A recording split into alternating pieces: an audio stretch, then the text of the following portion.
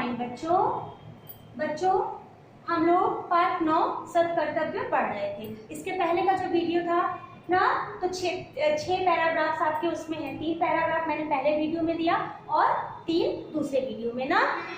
तो पहले में 3 पढ़ा दिया था।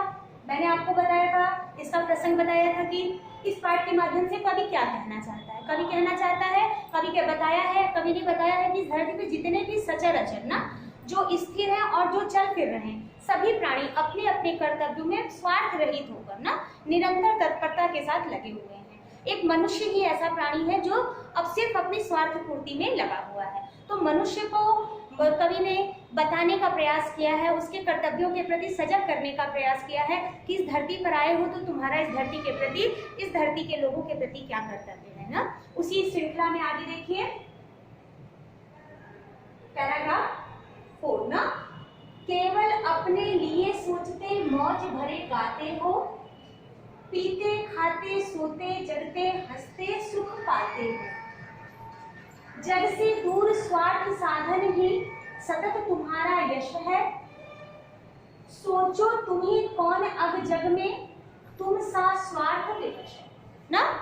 कवि ने इससे पहले वाले पैराग्राफ में बताया था कि मनुष्य क्या है, सिर्फ इस धरती पर किस लिए आया, सोचने के लिए कवि ने कहा था कि विचार करो कि तुम्हारा कर्तव्य क्या है। स्वार्थ रहित होकर ना सिर्फ अपने उद्देश्य की पूर्ति के लिए ही इस धरती पर घूमते फिरते हो ना।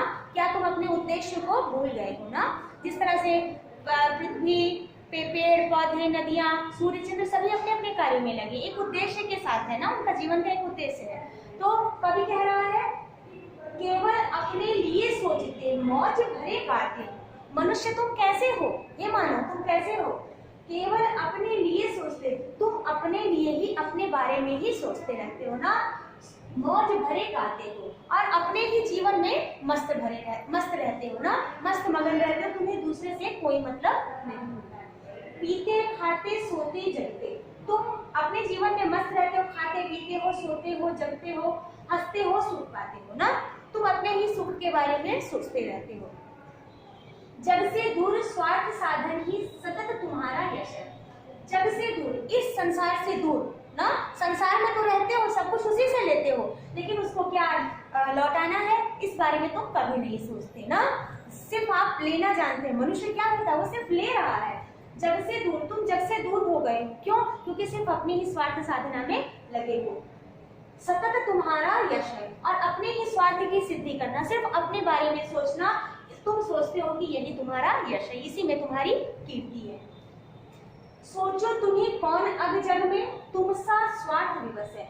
सोचो तुम्हें विचार करो ना, तुम स्वयं से विचार करो कि तुमसे ज्यादा इस जग में कौन स्वार्थ से विवश है, कौन स्वार्थ के वशीभूत है। तुमसे ज्यादा, मनुष्य से ज्यादा कोई भी स्वार्थ के वशीभूत नहीं है। अर्थात अपने बारे में मनुष्य के अलावा सबसे ज्यादा मनुष्य ही अपने बारे में सोचता है। उसकी स्वार्थ पूर्ति के लिए वो किसी का भी नुकसान कर सकता है। ये नहीं सोचता कि प्रकृति के प्रति, देश के प्रति, समाज के प्रति उसके क्या कर्तव्य, वो सिर्फ स्वार्थ पूर्ति में लगा रहता है। इसी बात को इस पैराग्राफ में कवि ने बताया है कि कवि ने मनुष्य को सोचने के लिए विवश किया है कि सोचो क्या तुम सिर्फ अपने लिए जीते हो, अपने लिए जीते हो, खाते पीते अपने जीवन में मस्त रहते हो ना, लेकिन इस जीवन जिससे तुम, जो पृथ्वी ना, ये जग तुम्हें सब कुछ प्रदान करता है, तुम उसको कुछ भी नहीं लौटाते। दूसरा पैराग्राफ देखिए, यह संसार मनुष्य के लिए एक परीक्षा स्थल है, दुख है प्रश्न कठोर देखकर होती बुद्धि विकल है, किंतु स्वात्म बल विज्ञ सत्पुरुष ठीक पहुंच अटकल से हल करते हैं प्रश्न सहज में अविरल मेधा बल से। अब कवि ने यहाँ पर बताया है ना, सारे मनुष्य एक से नहीं होते ना। मनुष्य, अभी कवि ने बताया कि मनुष्य अमित बुद्धि बल का स्वामी है ना। तो यह संसार मनुष्य के लिए एक परीक्षा स्थल है। कवि ने कहा है इस दुनिया में आए हो तो ये संसार जो है तुम्हारी मौज मस्ती का केंद्र नहीं है। ये संसार क्या है, तुम्हारे लिए परीक्षा स्थली है ना। परीक्षा स्थली क्या होती है, जहाँ पर आपको परीक्षा देकर अपने कार्यों को प्रदर्शित करना होता है ना, कि आप कितने सफल हुए। तो कभी कह रहा है ये संसार आपको मौज मस्ती के लिए नहीं है, ये संसार आपके लिए परीक्षा स्थल है ना। दुख है प्रश्न कठोर देखकर होती बुद्धि विकल है। दुख है ना, दुख होता है मन, क्योंकि भाई संसार में आएंगे तो बहुत सारी परेशानियां, बहुत सारी मुश्किलें आएंगी। तो कवि कह रहा है कि मनुष्य जो होता है जब परेशानियों को, दुखों को देखता है तो वो क्या हो जाता है, अपने पैर पीछे कर लेता है, मतलब बुद्धि उसकी विकल हो जाती है, बुद्धि उसकी विचलित हो जाती है। वो उन कठिन कार्यों को, जो उद्देश्य, जिस उद्देश्य से आया है, उस उद्देश्य को पूरा करने से पीछे हट जाता है। क्यों हट जाता है? क्योंकि उद्देश्य पूर्ति में बहुत कठिनाई होती है ना, सही मार्ग पर चलना और दूसरों के लिए करना बहुत कठिन कार्य है। तो कवि कह रहा है कि ये देखकर ना, कठिनाइयों, मार्ग में आने वाली कठिनाइयों को देखकर हमारी बुद्धि जो हो जाती है, क्या हो जाती है, विचलित हो जाती है। किंतु स्वात्म बल विज्ञ सत्पुरुष ठीक पहुंच अटकल से। किंतु ना, कवि ने कहा है कि दुखी तो हो जाता है मनुष्य संसार में आकर देखकर, लेकिन किंतु स्वात्म बल ना, जो लोग मन से बलशाली होते हैं ना, आत्मबल जिनके अंदर होता है, विज्ञ सत्पुरुष, विज्ञ मतलब ज्ञानी, सत्पुरुष अच्छे लोग ना, ठीक पहुंच अटकल से, वो अटकलों को, मुश्किलों को भेदते हुए आगे जो उनके जीवन का लक्ष्य होता है, उद्देश्य होता है, उस स्थान तक पहुंच जाते हैं ना। कौन? विज्ञ पुरुष, ज्ञानी पुरुष ना, जिनके अंदर आत्मबल होता है। हल करते हैं प्रश्न सहज में अविरल मेधा बल से। हल करते हैं, हल मतलब उसको सॉल्व करते हैं ना।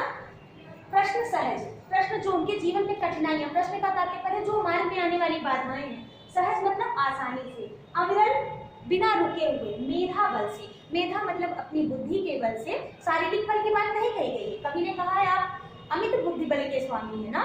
मनुष्य क्या है, इसीलिए मनुष्य सबसे श्रेष्ठ बताया गया है। क्यों? क्योंकि उसके पास भगवान ने एक बहुत अनोखी चीज दी है, बुद्धि।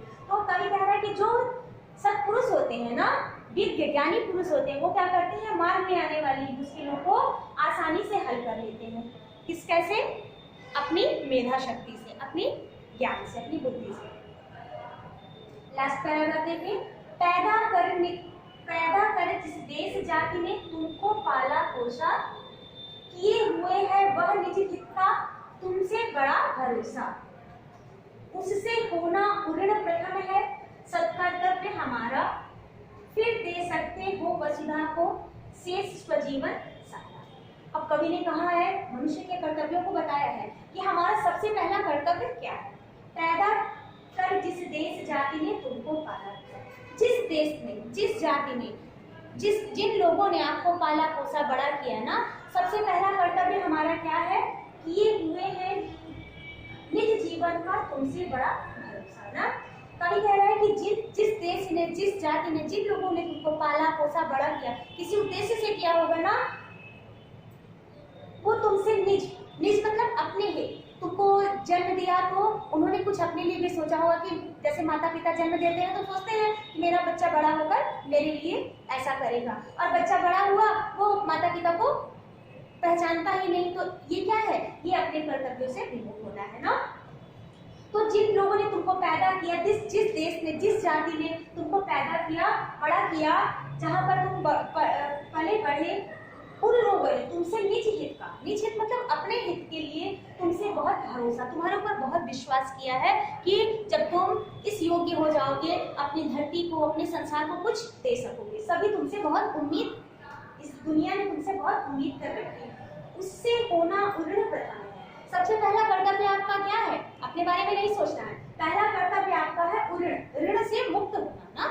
जो ऋण आपको, जिन्होंने पाला पोसा बड़ा किया, जिस देश ने आपको पहचान दी ना, सबसे पहले उसके प्रति कर्तव्य है, उसके ऋणों से मुक्त होना। पहला कर्तव्य हमारा है ऋणों से मुक्त, सत कर्तव्य हमारा, सही कर्तव्य ना, सही मायने में पहला कर्तव्य हमारा क्या है, अपने जिस देश ने, जिन लोगों ने हमें पाला पोसा, उनके ऋण से मुक्त होना ना, अपने उन लोगों की उम्मीदों को पूरा करना। फिर दे सकते हो वसुधा को शेष स्वजीवन सारा, फिर दे सकते हो वसुधा अर्थात शेष मतलब बचा हुआ, स्वजीवन अपना जीवन, और फिर इसके बाद तुम अपना जितना भी बचा हुआ जीवन है ना, क्या करते हो, इस वसुधा, इस धरती को प्रदान कर सकते हो, इस संसार को प्रदान कर सकते हो ना। जैसा क्या होता है, मनुष्य क्या करता है, मनुष्य अपनी स्वार्थ पूर्ति में, हम मनुष्य से ज्यादा स्वार्थी, मैंने अभी आपको बताया ना, कोई नहीं है। हम अपने स्वार्थ के लिए पेड़ पौधे काट देते हैं, नदियों तालाबों को गंदा कर देते हैं ना, पेड़ पहाड़ पर्वत तोड़ते चल जाते हैं। इसका दुष्परिणाम क्या होगा, इसके बारे में तो हम कभी नहीं सोचते ना, सिर्फ अपनी स्वार्थ पूर्ति में लगे रहते हैं। तो कवि ने कहा है कि स्वार्थ पूर्ति ही हमारा जीवन नहीं है, हमारा उद्देश्य है। क्या है उद्देश्य? संसार में किस उद्देश्य से मनुष्य के रूप में जन्म लिए हो, तो तुम्हारा इस संसार के प्रति क्या कर्तव्य है, उस कर्तव्य को हमारा पूरा करना ही जीवन है। जिस तरीके से पेड़ सूर्य चंद्र सभी अपने अपने कार्यों में निरंतर लगे हुए हैं, इसी तरीके से कवि ने बताया छोटा सा तृण, तिनका भी ना, घास का छोटा सा तिनका भी उसके जीवन का एक उद्देश्य है। लेकिन एक मनुष्य ही ऐसा प्राणी है जो उद्देश्य रहित होकर वो आया, खाया पिया और अपने जीवन की अपनी सुविधाओं को इकट्ठा किया और इस धरती से चला गया।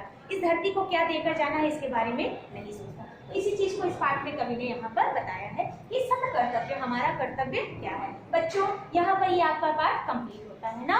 तो आप लोग जो सारे पैराग्राफ्स है ना, पूरे पाठ को शुरुआत से लेके अंत तक को संदर्भ प्रसंग भावार्थ के साथ ना, भावार्थ संदर्भ लिखेंगे, फिर प्रसंग लिखेंगे और भावार्थ लिखेंगे ना।